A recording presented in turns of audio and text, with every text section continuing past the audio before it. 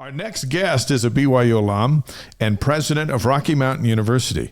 RMU focuses on master's, doctoral, and certificate programs for students pursuing careers in the medical field. Our pleasure to welcome Cameron Martin to the Wise Guys. Good to have you here. DJ will turn his mic up, and there we go. How are you? I'm doing great. Thanks for hanging out with us. This is our lair. Yeah, it's a cool place. Now, I've been to your office at RMU. It's not quite this, but this has got its own flair. uniqueness. Yes, uniqueness and flair. Yeah, let's go with flair on that. This is anniversary season. 50 years since BYU's first bowl game, 40 years since winning the national title. For RMU, 25 years in business. So everybody's celebrating something in 2024. Absolutely. Why shouldn't we? Yeah. I mean, you have to take these inflection moments and leverage them to the benefit of your organization and to also celebrate the good work of many people. Yeah. And we're going to talk sports, but we also want to talk business. RMU's in South Provo. Your education model starts with students who've already earned their bachelor's degree. Correct. Somewhere else, and then they come to you and magic happens. What happens? Well, again, we have a number of degrees. Here locally in Provo, you have 4 residential programs. We say residential, not housing, because they're here locally. That's a physician's assistants, your physical therapy, optometry, and then some speech language pathology programs. But we have other programs where we have students all over the country. Yeah. So that's occupational therapy, counseling, nurse practitioners, and I did occupational therapy. I should have had a whole list right in front of me. This is a little stage fright here. That's all right. No, but it's a lot of fun. It's an institution that's dedicated, to improving the human condition. So the degrees we offer are those that we see a need in the marketplace. Yeah. And we're going to go towards that. We're going to lean into that to offer that to help people. And here you are in Utah, fastest growing state in the country. With a growing population need for specialty in healthcare, but we also, again, play nationally. So that's one reason why we offered optometry. It's a brand new program last couple of years, and Utah needs more optometrists, especially in rural areas, in order to meet those growing demands and needs. Not necessarily nationally, but there are those needs that we also play nationally, especially in the nursing front. So you're not messing around. This is we're going to come there, sharpen our skills so we can make a little more money in a field where they're waiting for your graduates. That's exactly right. So we boast of a 96% job placement rate because a lot of our students are already working professionals. They're just layering on their credential to get that added benefit of not only in their improved skill set to help patients, but also to increase their income and earning a position. When I was in school, I heard a stat. So this was 2009. I heard a stat that said 80% of people that get their degree don't go into the actual field that they studied. And the other 20%, or maybe even less than that, 10 or 15% actually do, but those were jobs or fields where you actually needed an actual degree. So I'm assuming that's why your job placement's so high? Well, but you're talking in those statistics undergrad.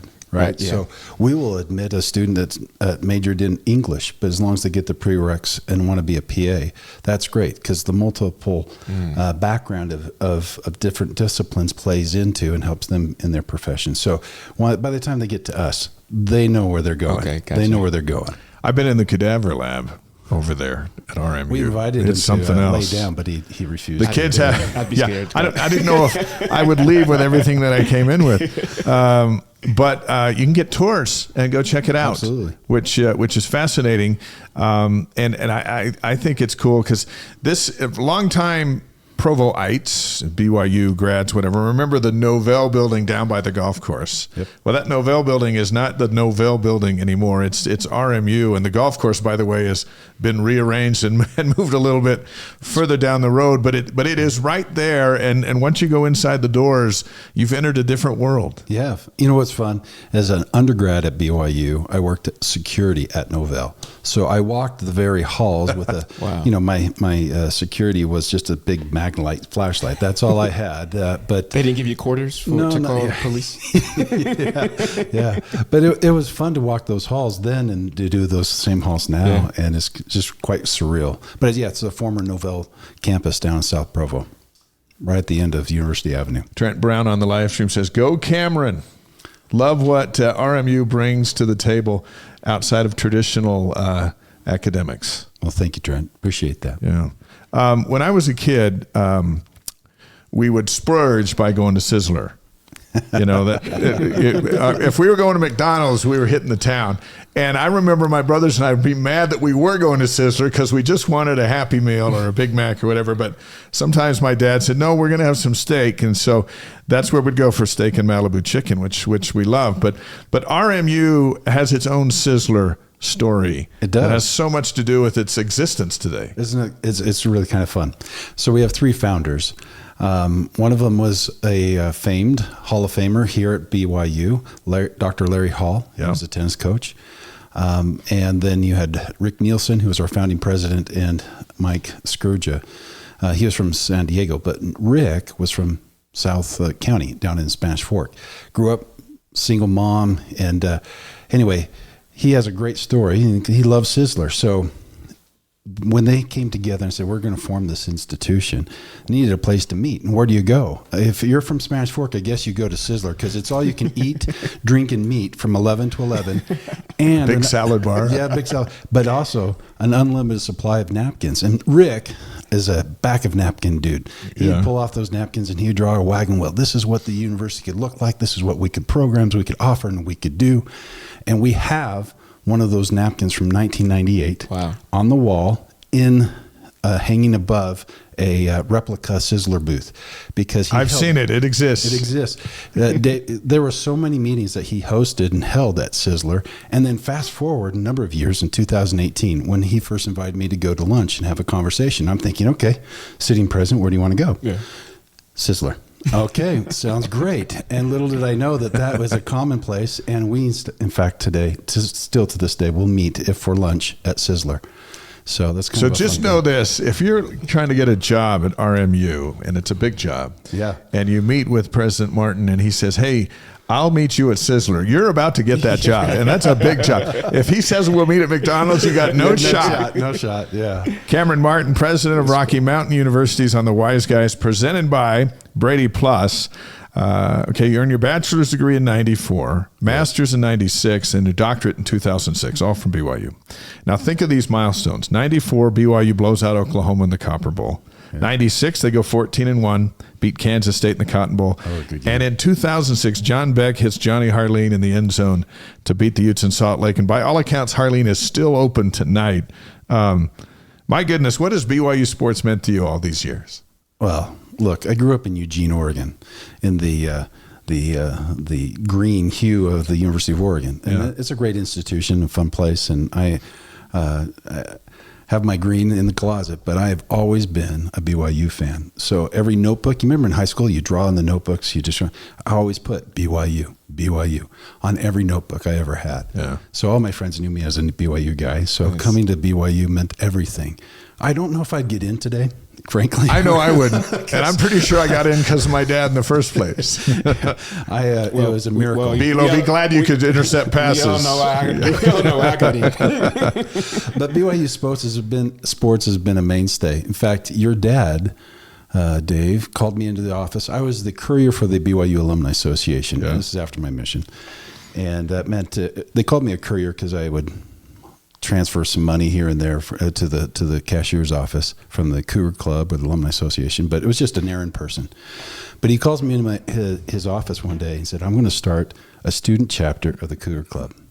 And I thought, that sounds great. And he goes, no, but I want you to be the founding president and help me start this out. Yeah. This was about 92. He must have liked you. Well, I hope so. I liked him a lot. I respected him greatly.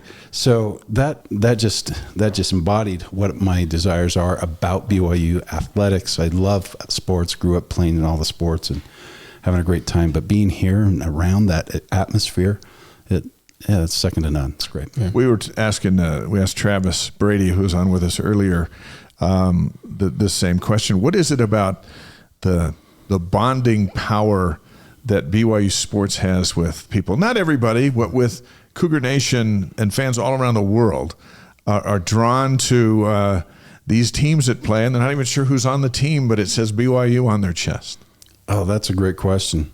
I think it's just the affinity of what the institution itself stands for, and that how athletics is a means of telling that story. And that story is a common denominator amongst those fans, right? Yeah. That's something you share. When you share something with someone, it doesn't really matter how well you know them. That's a common ground, and you just bond over that moment or in those many moments.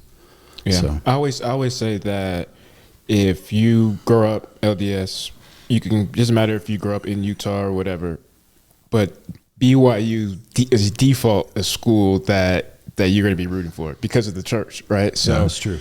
You may grow up in Oregon and, you're an Oregon fan, but number two, your first school is going to be Oregon, but number two is going to be, BYU. And I even No. It's BYU. Come on, big Listen, I earned 3 degrees of glory from Yes, this you did. institution. I am a BYU Cougar. Then come the others. And it also it blew my mind because it felt like when I would go to firesides and was traveling and just saw so much support and love that it was like we were the Beatles or something.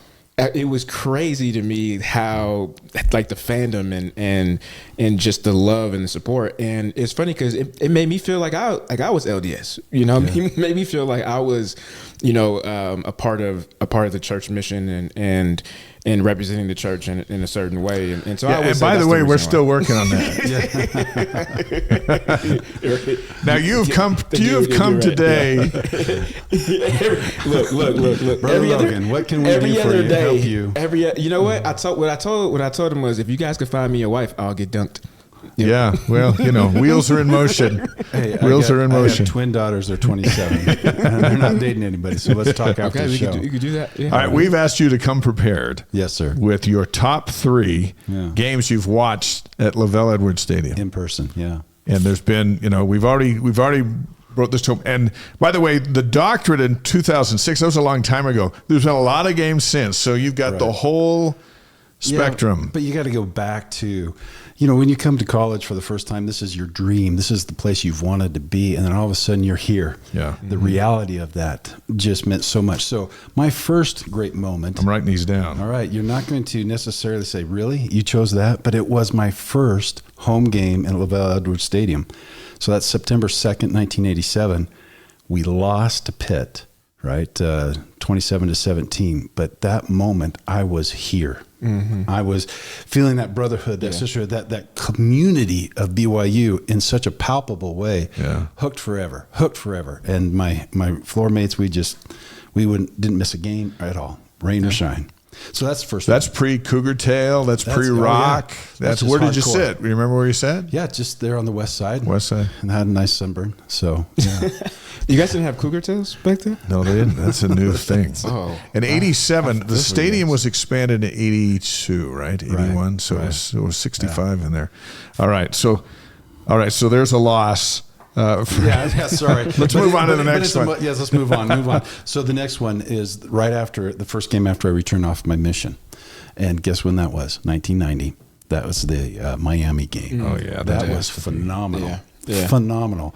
I remember we storming the field, and I go to jump down, and there's a security guard looks at me and points at me, and I'm just the obedient missionary. And you're the only one that gave eye contact. Okay. I shouldn't have looked in his eyes, because then I felt obligated to keep the rules. And so I did not rush the field, but I watched it and enjoyed it because You're the one guy that didn't rush the field. I really should have, but I was raised, you obey the rules. That's a really good note. If you want to break the rules, look on the ground. Look away. Just go. It's why you always knew you're in hot water with your parents when the eye contact was made. And then they knew. Yep. Yes. They knew you weren't in it. 11:30. All right. My third one is 92.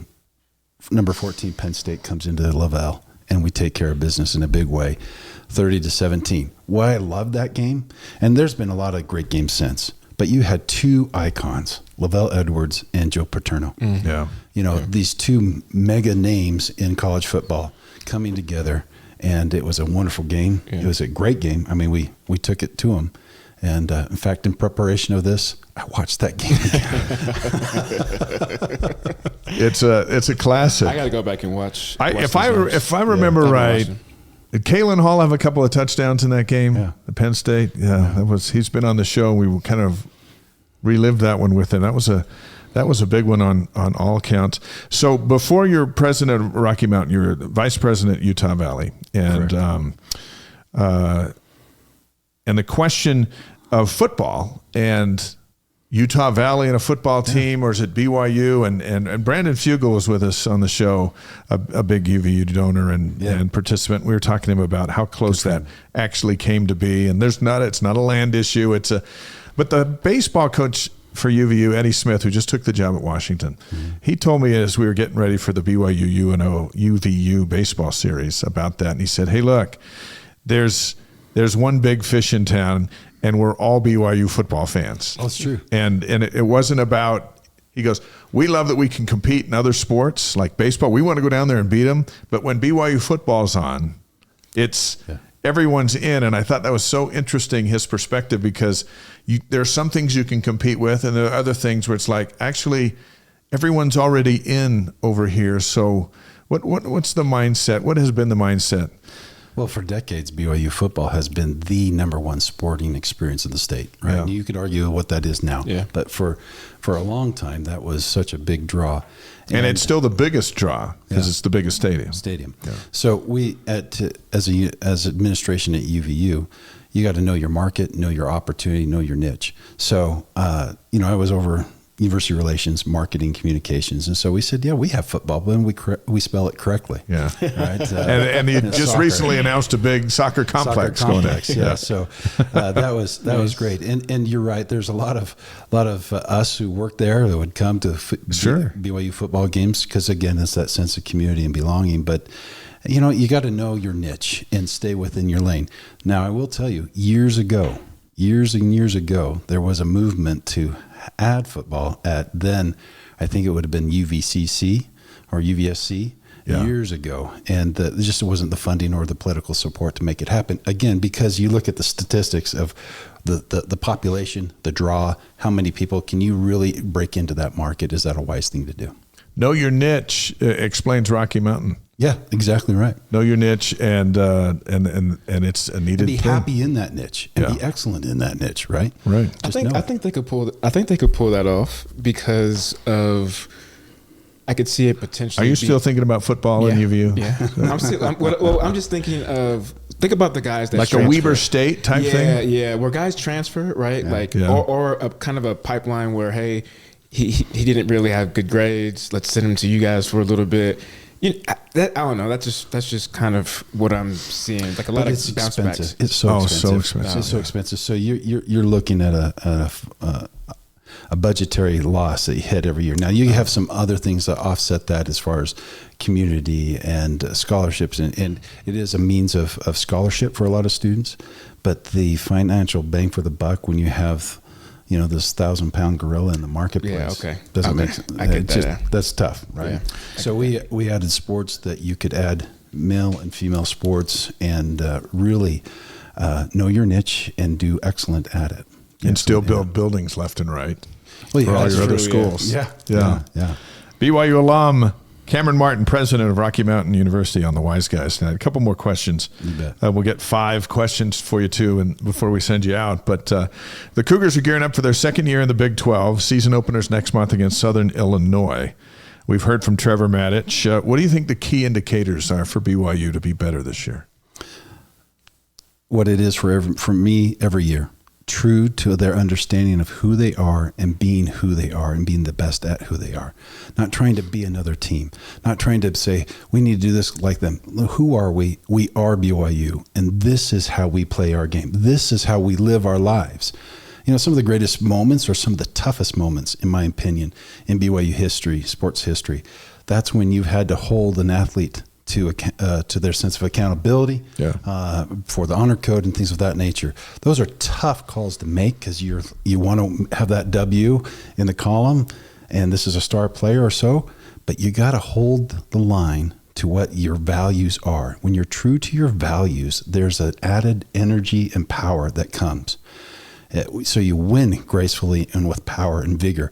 I loved how Trevor Maddich said, you just angry, you just boom, you just get out there, you just get after the ball, but it doesn't give you right to be to be mean or neglect the rules of game. But beat him at their best, at your best. There's nothing better than that. Dave Rice was with us last week, and he told us a great story. We asked him about, was the 2011 team a Final Four team had Brandon Davies not been suspended due to an honor code violation? And he said, obviously, yes. He goes, we would have beat Florida, and we would have beat Butler the next day, and then we were in the Final Four. Would be the first team ever to get there. But then he stopped, and now I love Dave, and I've known him forever. But Dave is not a member of the Church of Jesus Christ of Latter-day Saints, but he's all in on the honor code and what BYU stood for. And his answer, unprovoked, was, he said, yeah, but what happened there? And he goes, I hope BYU never forgets it. But what they did there, that was what made this special. That set the world, that told the world, this is what we are. Yes. And this is what we're sticking with. And it's not just, we're going to change that so we can go to the Final Four. Right. And Dave's a high character guy and is awesome. But as I listened to him give that explanation where he could have said, oh, that honor code cost us everything, blah, blah, blah, even after all these years, he said, no, that moment was so significant because it told the world that BYU still is principle driven no matter what's writing on it. But I think that's why the Church of Jesus Christ of Latter-day Saints sponsors BYU and encourages the athletic experience because of that messaging, because of the culture. Just being true to who you are, there's a great power, and you draw people of that character and nobility, such as yourself, and people want to come and make a difference on and off the field. Yeah, you can't beat that. That's just amazing stuff. I think we're seeing that in all sports, which is allowing BYU to compete in all sports at the national level, with the quality of kids they're getting. Now, with what's going on with basketball, which season are you most looking forward to? The one that's starting next month or the one that's starting on November 5th with men's basketball? What do you think? I'm looking forward to the one next month. I enjoy basketball, but and I've gone to a series of the games. Right, I was there when UVU beat BYU at the Marriott Center, and then vice versa. Those are great rivalries, fun things. I love how Mark Pope said it's always good business, or no, it's Stu Morrill up at Utah State. It's good business to play in-state teams. Yeah, and I love that because I agree with that. Yeah. But no, there's nothing like a football game. I mean, it's just. There just isn't anything like that. When the jets fly over and team comes out and the fireworks fill the air, it's what fuels Cougar Nation, fuels most schools that have some magical stuff to them, and it's what hurries us through a long hot summer. Because once football's here and it's all wall to wall, and it's like, man, where does summer go? And it's like we hurried right through it because what we love is waiting at the end of the summer. Yeah. Mm-hmm. So here we are in the middle of July going, okay, when did the Chiefs report on Saturday? And we... You know, one of the things I love to do, if I can't go to the game personally, I'll just listen to it and do my yard therapy. And I'll just, you just stop. Yeah. I'm sure that as the neighbors drive by, what's going on with Cam? Because I do these body jerks. Like, because I'm listening to the game. Yeah, it's going to be awesome. And it's a great home schedule this year. It is. And those are tough teams coming in, but they're better than going to their places. Yeah. When you think of Kansas State and Oklahoma State and Arizona coming in. Houston at the end of the road, Utah's up there, but it's going to be a special time. It's you drive by LaVell Edwards Stadium, and we do in our commutes around there, and when it's empty and it's summer months, if it's not Stadium of Fire, you just sit there going, man, when's it coming back? Yeah. I do that. I do that weekly, actually. Yeah? During the season. All right, I think you're ready for 5 questions. Bring it on. Bilo, you ready? All right. Favorite sports movie? Got to go with Miracle. I mean, that's just amazing. I watched that game, right? The U.S. hockey team. That's the height of the Cold War. Everything in that movie. Every time it's on, it's a hook. I got to watch it. Isn't that pregame speech is there's a reason they play clips of it in arenas before games. They have nothing to do with hockey. Yeah. But when Herb Brooks gives his thing, you're just like, let's go. Yeah. Yeah, I have to check that one out. Yeah. All right, number 2, favorite Check singer. that one out. You haven't watched it? No, I don't Come watch on, it. Bilo. Is it old? Is it older now? I mean that respectfully. First of all, you're not that young. Thank you very much for that. I really appreciate that. No, I mean, but I meant to ask. Let me I'll re-ask get you that. that. Let me reset. When did that movie come out? yes, that's a better way. It's a better way. Yeah. Well, the game happened in 80. 1980. So the movie came out, what, a few years after that. I'll have to get a producer to look at it. 2004. Oh, that's 2004. that's yeah. not bad. Well Yeah, within that's your not bad. wheelhouse. Yeah, I was still in high school. You I was still need- in high school. Yeah, you should have known You that. should have known. I'll watch it soon. Repent for a couple of reasons, right? Right. It's a long list. Okay. It's getting longer. It's getting longer. Hey, no, I'm actually catching up now. I'm catching up. Okay, number 2, favorite singer or band?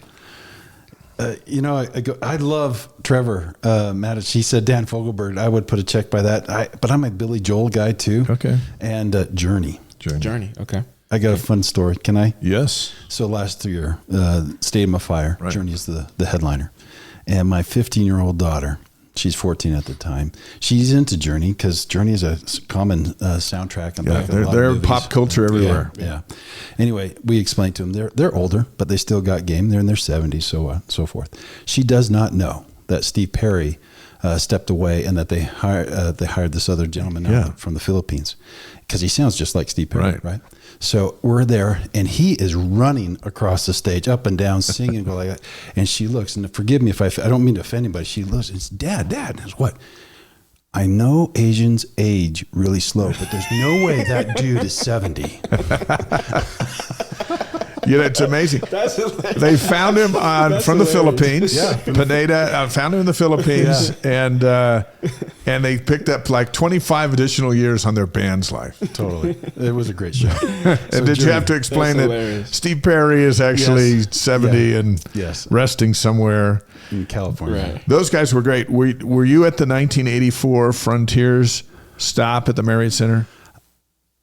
No, when Journey played here, I was in high school. Yeah, no. okay, that's what I was in high school, but I was Right at here. Orem High. Yeah. But we went to that one, and they've been to a Stadium of Fire twice. They're just awesome. Yeah, they are. Okay, so we're gonna go. What did we go with? You gave us 3 bands. Which one do you want to go with? Go with Journey. Journey. Okay. Okay. Number 3, favorite breakfast cereal. Life. Okay, I love Life. I could do Like just I could do straight Life? I could do Life straight. Well, actually, sometimes I'll mix it with my wife. Gets this. I like it. It's an almond milk. Special K and almond milk with Life on it. Mix. Yeah. That's a good mix. I feel like with Life, you gotta life it up a little bit. Like you gotta add. You got to add some life. You like some sugar. I grew up in a house where it was straight cornflakes, just boom, with powdered milk. So anything is better than that. That's true. I'll give you that. I'll give you that for sure. All right, so we're going Life with. I stopped listening after you started talking about Special K stuff. There's an almond flavor. Almond flavor. Yeah, Almonds with almond milk. Well, let's just move on to the next one. That's a tough one. That's okay. All right. Number 4. Cinnamon Life's one thing, but just straight Life. Yeah. Okay. I'm down with it. All right. Number 4, favorite BYU moment. That's right up there with Danny Ainge, who came in here and said shredded wheat. Hey, I like shredded wheat. Just stop. Don't knock it. Just stop. Don't. You don't even need sugar. on Let's it. just stop at Life. Let's go back to number 4. Well, speaking of Danny Ainge, right? He's a Eugene. Yeah. He's a Eugene guy, and so he was bigger than life. I remember the front page of the newspaper, local newspaper, Eugene Register Guard. He's in his Letterman's jacket, and he's juggling a basketball, football, and a baseball. Which sport will Ainge choose and where? Yeah. I mean, he was an icon. I thought He was an All-American in all 3 high school sports, which I don't think there's been one since. If there has, maybe 1 or 2, but that would be it. I don't know. What an amazing athlete. Were you and person. surprised he chose BYU? No. As a kid, I was like, why wouldn't you? Because that's where I wanted to go. Yeah. But I'm sure there was a lot more detail into that decision process. Yeah. There were a lot of people who were like, wait, what? So, so as Trevor said, his moment as he dribbled against Notre Dame was great. But I also have a fun one, and it's the 2006 BYU versus, it's 2000, I have it right here in my notes. 2006 Las Vegas Bowl, because BYU beats the University of Oregon 38-8. I'm in Eugene, my hometown, right? There's an amazing game, and we go to this like Color Me Mine type of a place where you paint the ceramics. Yeah. And there's this icon. I have a picture of it here for you. Or the ceramic duck, right? It's fallen flat on its face. I don't know if you can see that. So on the podcast, envision a ceramic duck who's fallen on its face. and I put the score right on its butt. BYU 38, University of U of O 8, and then on the back I put Las Vegas Bowl 2008. Oh, that's awesome. So that's in my home office. Nice. Now, the reason why that's great is because as I gave it to this lady, and Eugene's a unique flavor of people. It's great. Yeah. She looks at me and she gives me the biggest crust. I mean, she's like, she didn't like that. She didn't like it. I'm surprised it came back in as good a shape as it did. So that's another great moment I have. That's hilarious. The McCann family was at that game. Where were you? It was freezing cold. Yeah. But BYU just kicked the daylights out of them. It was so good, and they talked trash all week that they wanted to be at a better bowl and didn't deserve this. And John Beck and Harleen, all those guys, they were just awesome. Curtis Brown. I had a friend that I grew up with, church friend, and he went to De La Salle. T-John Ward played free safety for Oregon, and ended up going to getting drafted to the NFL. Played for the Broncos when they won the Super Bowl.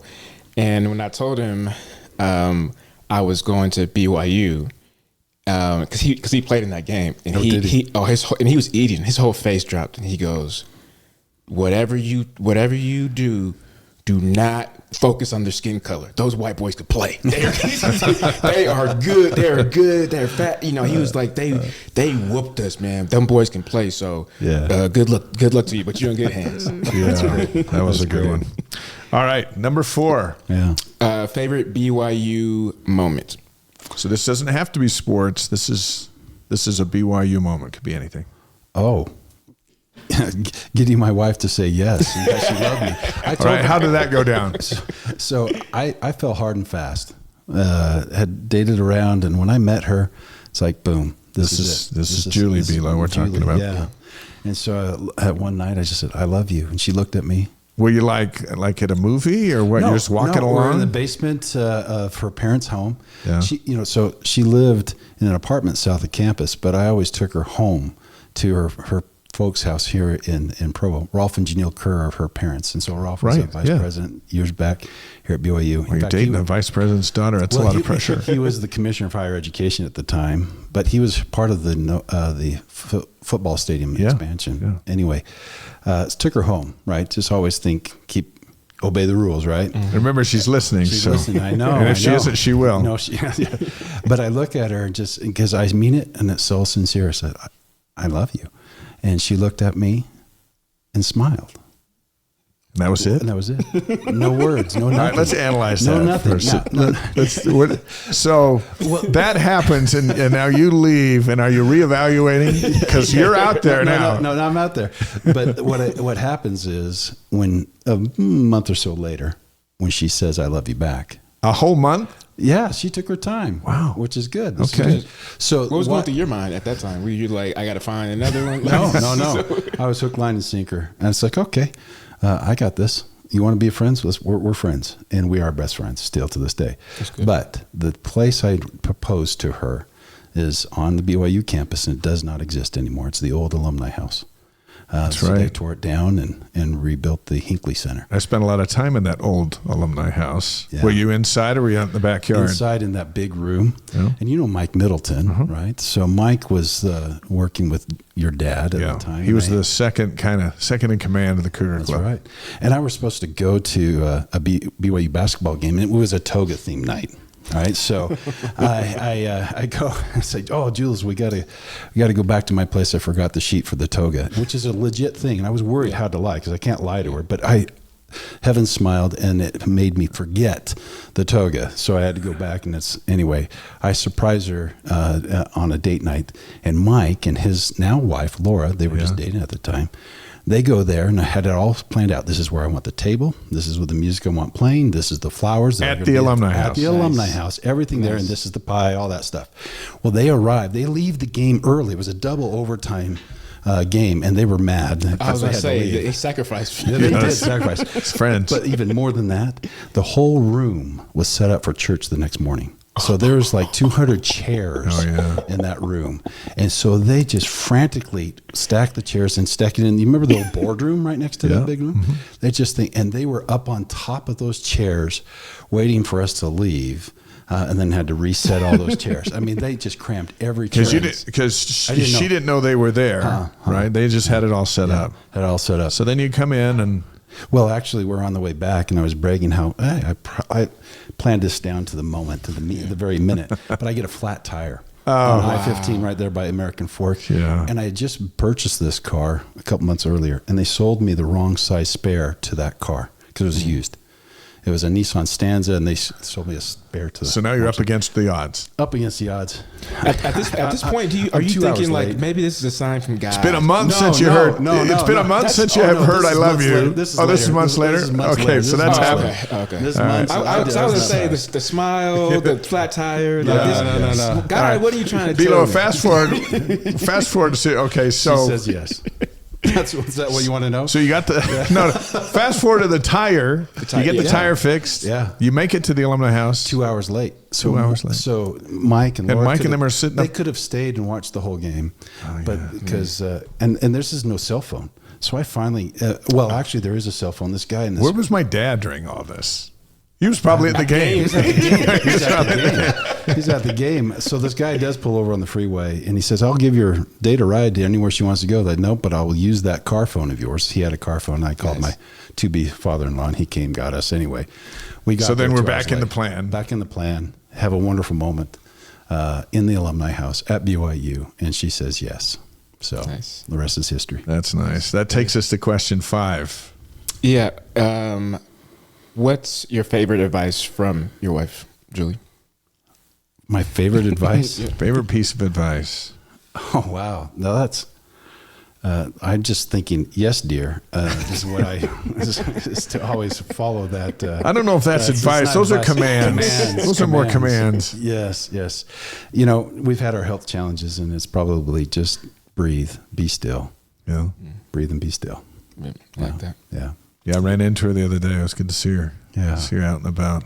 Yeah. All right. Well, thank you. That's awesome. Thanks for coming, hanging out with us. I'll come hang out with you guys anytime. Podcast will be up tomorrow, and we'll send this over to you. You can share it with your university folks. Rocky Mountain University. What's the best way for folks to get a hold of Rocky Mountain University for more information? Just go to rm.edu. So it's Rocky Mountain. Not RMU, because that goes to Robert Morris University. They have that domain. So it's just rm.edu. So for Rocky Mountain or Return Missionary, whatever you want to say, just rm.edu. And that's our website. And then we can guide you from there. We have 6 clinics that are pro bono, which help amazing people in our community that are underserved, homeless, indigent, undocumented refugees. And we just do an amazing work in our community through these clinics. And so if you know of anybody who needs some care with physical therapy, eye care, mental health and counseling, occupational therapy, you name it, speech language pathology, we're the place for you to go and get some assistance. Awesome. Nice. By the way, to our degrees and our schooling. Robert Morris University may have got some tweets today about what show am I supposed to be on tonight? That would be my bad. But Cameron Martin, president of Rocky Mountain University, thanks for coming. Thanks, Dave. Good to have you here on The Wise Guys.